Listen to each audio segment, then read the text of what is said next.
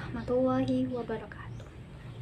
Puji syukur kehadirat Allah Subhanahu wa Ta'ala yang telah mencurahkan segala nikmatnya, sehingga pada hari ini saya akan sedikit menyampaikan beberapa hal mengenai bagaimana keistimewaan dan tafsir dalam surat Al-Fatihah.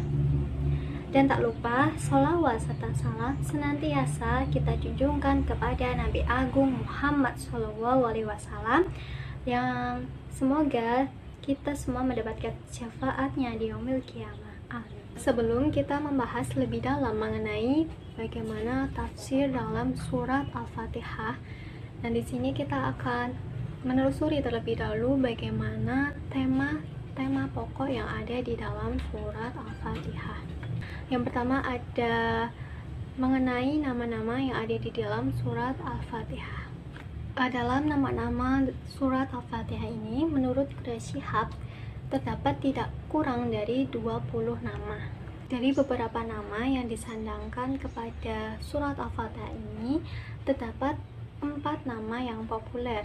Jadi yang pertama ada Ummul Kitab, yang kedua ada Ummul Quran, yang ketiga ada Ashabul Masani, dan yang keempat ada yang biasa kita kenal yaitu surat Al-Fatihah. Kemudian nama-nama yang diberikan tersebut merupakan sebutan yang diberikan oleh sebagian dari nabi, sebagian dari sahabat, dan sebagian dari Al-Quran itu sendiri.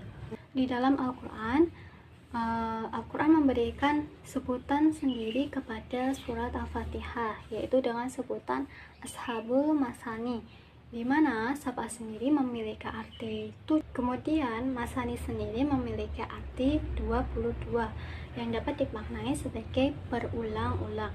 Jadi dari dua kata Sabah Masani di sini dapat diartikan sebagai bacaan yang dibaca minimal dua kali di dalam sholat. Adapun ketika kita melihat dalam Ummul Kitab, maka surat Al-Fatihah ini dapat dikatakan sebagai induk Al-Quran. Sehingga dari beberapa ayat dalam jumlah sekian, maka kita dapat merujuk pada salah satu surat dengan 7 ayat tersebut. Nah, di sini sekarang kita akan merujuk pada tujuan dan tafsir dalam surat Al-Fatihah. Nah, yang pertama kita akan melihat bagaimana tujuan dalam surat Al-Fatihah. Tujuan dalam surat Al-Fatihah ini adalah pengajaran dari Tuhan, di mana Allah memuji dan melihat bagaimana sikap kita beribadah dengan maksud agar kita merasakan kehadiran Allah saat kita sedang beribadah. Kemudian sekarang kita akan membahas tafsir dalam ayat-ayat surat Al-Fatihah.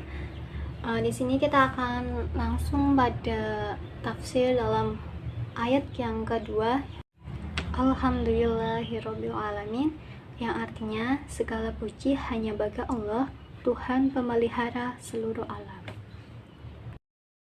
Tafsir dalam ayat kedua tersebut dapat diartikan sebagai ketika kita memuji kepada seseorang, maka sadarlah bahwa pujian itu kembali kepada Allah, karena Allah lah yang memberikan keistimewaan kepada seseorang tersebut. Pada intinya, sebelum memuji seseorang, maka pujilah terlebih dahulu kepada Allah. Pujian yang ditujukan kepada Allah ini, kita tidak boleh menggambarkan Allah di dalam hadapan kita.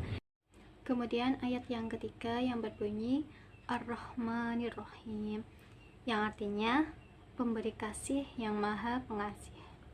Dalam tafsir ayat ini, bahwasanya kita harus mengenali sifat-sifat Allah, dan sifat yang paling utama adalah sifat Rahman, sifat penyayang ya.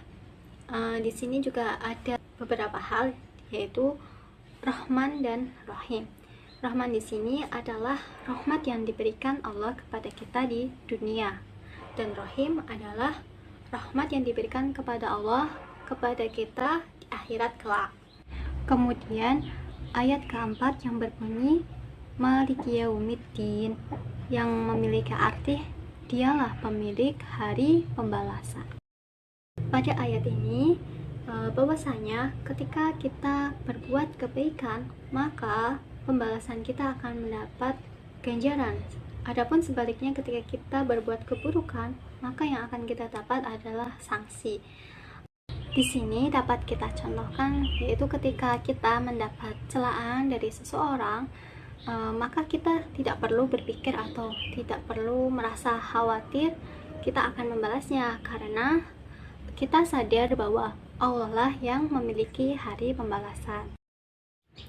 Kemudian ayat yang kelima yang berbunyi, Iya kana budu wa iya kana stain. Hanya kepada Engkaulah kami menyembah dan hanya kepada Engkaulah kami memohon pertolongan. Kemudian tafsir dalam ayat kelima ini dapat kita lihat dalam artinya, hanya kepada Engkaulah kami menyembah. Dari kata hanya ini menunjukkan bahwa hanya Allah lah yang kita sembah. Kemudian pengertian yang kedua adalah hanya kepada Engkaulah kami meminta pertolongan. Nah, di sini sebelum kita meminta pertolongan kepada orang lain, maka terlebih dahulu kita meminta pertolongan kepada Allah. Dan kemudian ada satu hal yang tidak bisa kita minta tolong kepada orang lain. Jadi kita hanya bisa meminta pertolongan kepada Allah. Kemudian ayat selanjutnya yaitu ayat ke-6, ihdinas siratal mustaqim, yang artinya tunjukilah kami jalan yang lurus. Kemudian dalam tafsir ayat ke-6 ini bahwasanya kita meminta petunjuk kepada Allah untuk memberikan jalan yang menuju kebenaran, kebajikan, dan membawa kebahagiaan.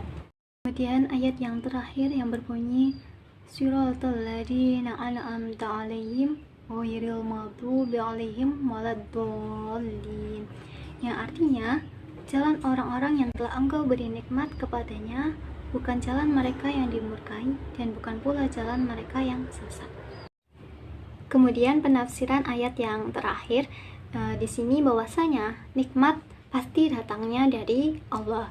Dari beberapa penafsiran yang sudah saya sampaikan tadi, semoga bisa bermanfaat, dan apabila terdapat kesalahan mohon dimaafkan karena di sini saya masih belajar. Terima kasih sudah menonton. Wassalamualaikum warahmatullahi wabarakatuh.